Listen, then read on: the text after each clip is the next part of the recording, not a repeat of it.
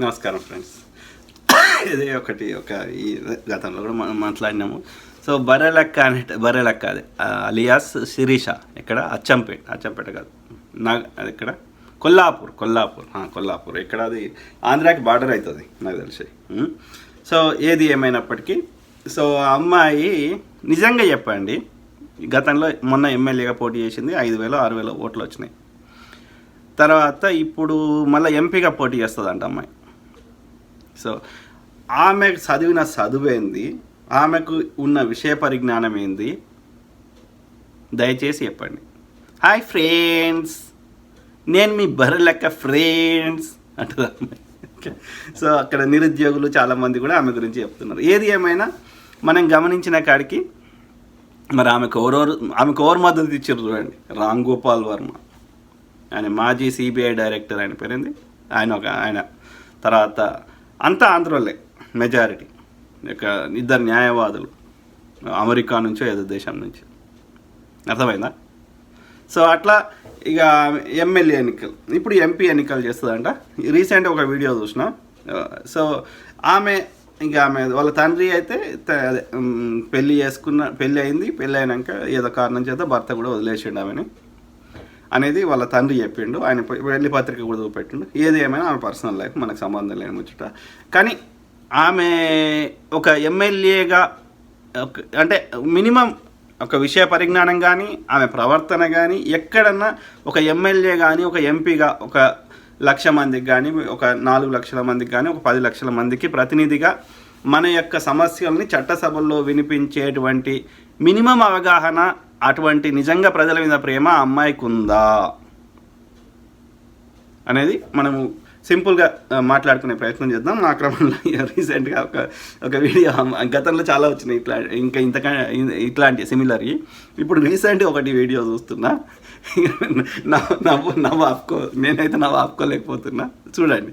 Okay, ఇన్స్టాలో నేను ఒక రీల్ చూసిన, మెహిందీ పెట్టుకుంటే లిప్స్ రెడ్గా అవుతాయి అని. సో ఇప్పుడే మెహిందీ అయితే పెట్టుకున్నా. నెక్స్ట్ లిప్స్ ఎట్లా అవుతాయో చూద్దాం. లిప్స్ అయితే భగవంతుడా కరాచీ అంట. తండ్రి ఏం చెప్పాలి. నెక్స్ట్ రిజల్ట్ ఎట్లుంటుందో చూద్దాం. నేను ఫస్ట్ టైం పెట్టుకున్నా.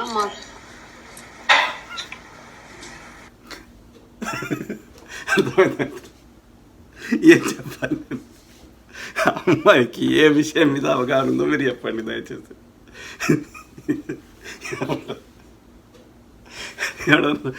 లిప్స్కి మెహందీ పెట్టుకుంటారంట. ఏం చెప్పాలి మిత్రులారా. So very very unfortunate. అంటే ఎవరిని ఇట్లాంటి వాళ్ళకి మనము చట్టసభలో పంపిస్తామా? ఆమెకు మినిమం మినిమం ఏమంటారు, ఆ యొక్క మినిమం డిగ్నిటీ అనేది ఉంటుంది చూసారా. అట్లా అంటే ఆమెని ఎవరు, తులసి చంద్, ఆమె జర్నలిస్టు, ప్లస్ అంత రీసెర్చ్ చేస్తుంది, కరెక్ట్గా మాట్లాడుతుంది అన్న ఉద్దేశంలో మనం చాలా ప్రమోట్ చేసినాం. కానీ నేను గమనించింది ఆర్ఎస్ ప్రవీణ్ కుమార్. సో నాకు తెలిసి చాలామంది కొద్దిమంది ఉన్నారు, ఇది మాల వాళ్ళు, కానీ మాదిగా అని చెప్పుకుంటారు. ఎందుకంటే తెలంగాణలో మాదిగాల ఓట్లు ఎక్కువ ఉన్నాయి కాబట్టి. సో అట్లా ఇప్పుడు ఆ యొక్క ఆర్ఎస్ ప్రవీణ్ కుమారు, తర్వాత ఇప్పుడు తులసి చంద్ గారు, లేకపోతే ఈమె. సో ఇప్పుడు ఏంటంటే వీళ్ళ బాధ అంతా ఏంటంటే, నేను గమనించింది, వీళ్ళు అక్కడ ఆంధ్రప్రదేశ్లో జగన్మోహన్ రెడ్డికి, తెలంగాణలో బీఆర్ఎస్ పార్టీకి, అక్కడ ఢిల్లీలో బీజేపీకి మద్దతు ఇస్తారు డైరెక్ట్గా ఇండైరెక్ట్గా. ఆ క్రమంలో వ్యతిరేక ఓట్లు చీల్చాలని అప్పుడు ఈ యొక్క యూత్ ఇట్లా నిలబడ్డ వాళ్ళందరి ఓట్లు చీల్చి యూత్ ఓట్లు కాంగ్రెస్ పడకుండా చేసి, ఆ విధంగా కాంగ్రెస్ని ఓడగొట్టాలి, బీఆర్ఎస్ని గెలిపించాలని వీళ్ళందరూ డైరెక్ట్గా ఇండైరెక్ట్గా శతవిధాల ప్రయత్నం చేసిర్రు, చేస్తూనే ఉన్నారు. ఏనాడు బీఎస్పీ వాడు బీజేపీని ప్రశ్నించాడు. దళితుల ఓట్లు, లేకపోతే ఈ యొక్క బహుజనులు, బీసీ ఎస్సీ ఎస్టీల ఓట్లు కాంగ్రెస్ పడకుండా చేయడానికి, ఆ ఓట్లు వాళ్ళు ఎట్లయినా బీజేపీకి వేయరు కాబట్టి వాళ్ళ ఓట్లు కాంగ్రెస్ పడకుండా చేయడానికి బీఎస్పీని పోటీ చేయిస్తాడు అమిత్ షా. ఇదే ఆర్ఎస్ ప్రవీణ్ కుమార్ పోయి ఆడ కలిసి వస్తాడు. ఇది మాల్దీవ్స్లో ఆ యొక్క ఆర్ఎస్ఎస్ చీఫ్ మోహన్ భాగవత్ని. అర్థం చేసుకోండి ఇట్లా. ఓకే, వాళ్ళకి ఎట్లనే చేసి కాంగ్రెస్ రాకూడదు. అందుకని ఇట్లా ఎన్ని రకాలుగా అబ్యూజ్ చేస్తారు. నిన్న మొన్న ఆర్ఎస్ ప్రవీణ్ కుమార్ గురుకులాల ఇద్దరు ఎస్సీ మహిళల బాలికల గురించి మాట్లాడుతున్నారు. అది ఇన్వెస్టిగేషన్ చేసి పోలీసులు అందులో నిజాలు నిగ్గు తేల్చాల్సిన అవసరం ఉంది. కానీ ఆర్ఎస్ ప్రవీణ్ కుమార్ ఎట్లా క్రియేట్ చేస్తాడు ఇమేజ్ అంటే, ఆయన ఒక్కడే గురుకులాలను ఉన్నాడు, ఇక రేపు ఆయన వెళ్ళిపోతే ఇప్పుడు గురుకులాలు అట్లయినా రేపు ఆయన చచ్చిపోతే ఇక గురుకులాలను బంద్ చేస్తారు అన్నట్టు మాట్లాడుతున్నాడు. అంటే ఆయన సెల్ఫ్ ప్రమోట్ చేసుకోవడంలో, బయోపిక్లు తీపించుకోవడంలో ఈజ్ గుడ్ అట్. అడ్డదారుల దోస్తు సంపాదించుకొని ఆడ ఆంధ్రప్రదేశ్లో వాడేమో ఏది రాజశేఖర రెడ్డికి గారికి ఉన్న ఇమేజ్ను వాడుకొని అలా రియాలిటీకి దూరంగా, నిజాలు జరిగిన వాస్తవాలకు దూరంగా అక్కడ యాత్ర 2 అని ఎన్నికల ముందు అక్కడ ఏది వాందివాడ ప్రమోట్ చేసుకోవడానికి కాంగ్రెస్ మీద లేకపోతే టీడీపీ మీద ఇంకా ఇతర పార్టీల మీద ఆ యొక్క నెగిటివ్ ఫీలింగ్ వచ్చేటట్టు ఆంధ్రప్రదేశ్లో సినిమాల పిచ్చి ఎక్కువ ఉంది కాబట్టి సినిమాలు తీస్తుడు. లేదా నార్త్ ఇండియాలో సినిమాల పిచ్చి మనకంటే ఎక్కువ ఉంది కాబట్టి సినిమాలు తీసుడు. అట్లనే ఇంకా ఇప్పుడు వీడు ఆర్ఎస్ ప్రవీణ్ కుమార్ బయోపిక్ తీస్తాడు. వాడు ఒక్కొక్క టికెట్కి ఎన్నో లక్షలు తీసుకున్నాడు. సరే, ఇక అదే. కానీ నేను ఏమంటున్నా అంటే ఎండ్ ఆఫ్ ద డే ఇక్కడ పైసలు అడ్డదారులు సంపాదించి సెల్ఫ్ ప్రమోట్ చేసుకోవడం స్టార్ట్ చేస్తారు అనేది గమనించాలి. ఆ క్రమంలో ఇక ఇప్పుడు ఈ అమ్మాయి మొన్న ఎమ్మెల్యే ఎన్నికలలో మస్తు పైసలు సంపాదించుకున్నది. ఓకే, వీళ్ళు అందరు ఇచ్చినాయి. మళ్ళీ ఇప్పుడు ఎంపీ ఎన్నికలలో కూడా సంపాదించుకోవాలని మళ్ళీ పోటీ చేస్తా అంటుంది. సో అట్లాంటి వాళ్ళని మనం ఓటేద్దామా? అట్లాంటి వాళ్ళకి ఈ రామ్ గోపాల్ వర్మ, ఆ మాజీ సిబిఐ డైరెక్టరు ఆయన, తర్వాత ఈ యొక్క తులసి చంద్ గారు, ఇట్లాంటి వాళ్ళు మద్దతు ఇవ్వడం కరెక్టేనా? ఇప్పుడు వాడు అమ్ముడు పోయిండు, వాడు యొక్క మందకృష్ణ మాదిగా. ఇప్పుడు వర్గీకరణ కొట్లాడతలేడు, దేనికి కొట్లాడతలేడు.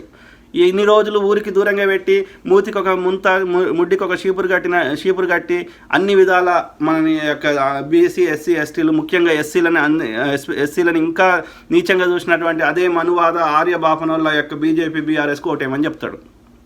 అంటే నాకు ఉరితాడు నాకు తెచ్చి బిగించమని దళితులకి వేయమని చెప్తున్నాడు ఈ మందకృష్ణ మాది. ఎందుకు చెప్తున్నాడు? అని చిల్లర కోసం. వీళ్ళంతా చిల్లరకి అమ్ముడు పోతారు వీళ్ళంతా. నాకు ఇప్పుడు ఇవన్నీ చూస్తుంటే తులసి చంద్ గారి మీద డౌట్ వస్తుంది. వీళ్ళందరూ 1 కోటి 2 కోట్లు లేకపోతే ఎంతో కొంత ఆర్ఎస్ ప్రవీణ్ కుమార్ అయితే 2,000 కోట్లు కేసీఆర్ దగ్గర తీసుకున్నాడని అని అప్పట్లో అనేటోళ్ళు అంటే చెప్పారు. సో అట్లా పైసలకు అమ్ముడు పోతున్నారు వీళ్ళందరూ అనిపిస్తుంది. అట్లా ఈ శిరీష అనే ఆమె కూడా బర్రెలక్క కూడా ఆమెకు ప్రతిపక్షాల పార్టీల నుంచి, అదే కేసీఆర్ నుంచి, లేకపోతే జగన్మోహన్ రెడ్డి గారి నుంచి, లేకపోతే ప్రజల నుంచి అన్ని రకాలుగా ఆమె సంపాదించుకుంది.